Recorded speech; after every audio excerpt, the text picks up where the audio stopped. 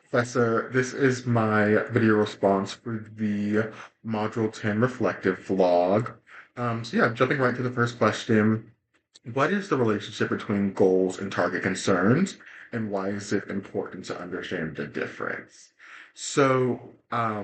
Given my current role as like a case manager, rehabilitation specialist, whatever you want to call it, um, my understanding that, with supplemental readings from the textbook, target concerns are more specific challenges or issues that a client has, right? So for me, with my line of work, it's usually like housing concerns, either they're homeless or they have no way to pay for rent or like utility, internet, electricity, stuff like that. It could be like um, symptom issues of their diagnosis. So, like sleep disturbances, a lot of anxiety. Maybe they're forgetting to take their medication. For my younger clients, it may be that they are like kind of disengaged with schoolwork and they're not really focusing on goals, or excuse me, focusing on their schoolwork, and it's kind of hindering further goals for them. And then, kind of in the opposite direction, goals are more either kind of desired outcomes or desired behavioral changes. So it's usually what I see from my clientele is usually symptom reduction. So, I want to reduce my anxiety and panic attacks by such amount. Or, I want to be able to take my medication on time so I can get a healthy, a full 8 hours night of sleep. But of course, it matches kind of the target concern. So, like with my clients who are homeless, like their ultimate desired outcome, their ultimate goal or their recovery goal is I want to obtain housing, right? I want to live independently in my own apartments or, like a studio apartment and be able to fund for my stay there independently. Um, and I think it's important to understand the difference because obviously concerns and goals go hand in hand. And you can't really fully understand a client's goals. You can't fully understand their desired outcome if you don't really understand where they're coming from with their main concerns. And sometimes their concerns aren't necessarily directly linked to their goals, but it could be a barrier that is preventing them from achieving their goal. So sometimes my clients will have like a main target concern of like panic attacks. And they're like, I have frequent panic attacks, maybe 2 to 3 times a week, but their ultimate goal is to find stable housing using, some form of local city or town resource. But by not understanding that target concern, I wouldn't really understand my client's ultimate outcome. Also, the understanding the distinction between the two can help kind of interventions be more tailored to client-centered approaches that practitioners can then use to translate into actionable steps, right? So, like with the target concern is, my client's having panic attacks. It's happening 2 to 3 times a week.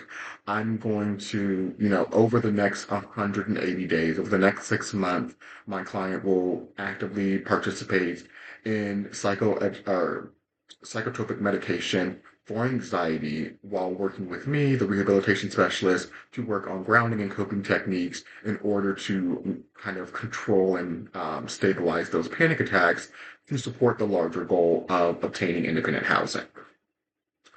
So moving on to the second question, what is the importance of monitoring and measuring progress towards goal attainment? So this one, kind of bouncing back on what I said, but if you don't understand the target concerns, you can't really understand the full goal. This, by monitoring and measuring their progress, like the client's progress, it also helps with interventions. So if a client's target goal, excuse me, if a client's target concern is interfering with their ultimate goal, um, without measuring. practitioners wouldn't be able to, understand like where the barriers are coming from.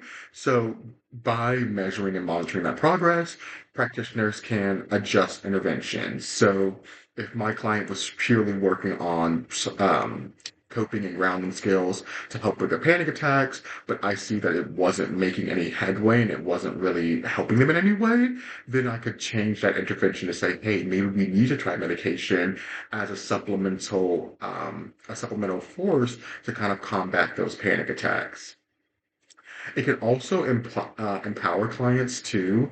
Um, I tell a lot of my clients whenever I'm working with them that working towards your goal, especially when it's like a big time frame, like 3 months to 6 months to a year, it's hard to see the little progress that you're making along the way. And I kind of tell them like, hey, it's like losing weight. Like if you are constantly stepping on the scale every single time you think you lost a pound, you're gonna see it from a different perspective that may seem like it's not moving at all, like you're not working toward your goal at all. But in this instance, with kind of like a more objective and professional standpoint, you can actually see like, hey, I have my own kind of self-report of where I'm going with my goal and how I'm making progress, but then I also have that kind of objective perspective with my counselor, my social worker, that also kind of shows me where I'm actually at too. And then for the final question, what are two concepts or two key concerns practitioners should consider when planning for the evaluation of goal attainment? Explain why these concerns are important. So I feel like two concerns when evaluating goal attainment, especially from what I can see, is clarity and, well, more measurability, I guess. So we learned more in this unit about time, or not time, smart specific goals. I feel like that's very helpful because vague goals or goals that don't strictly have a time frame can hinder like clients' progress towards actually achieving those goals, or it can provide kind of like inconsistent care. Another thing too, I feel, which we talk about like all the time, with any social work class, is cultural and context towards the goal attainment.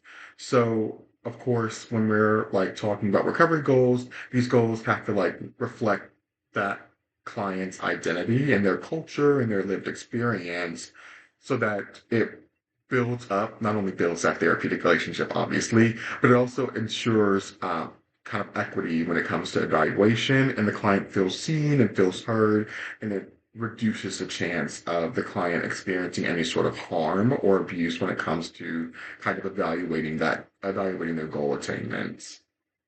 Thank you.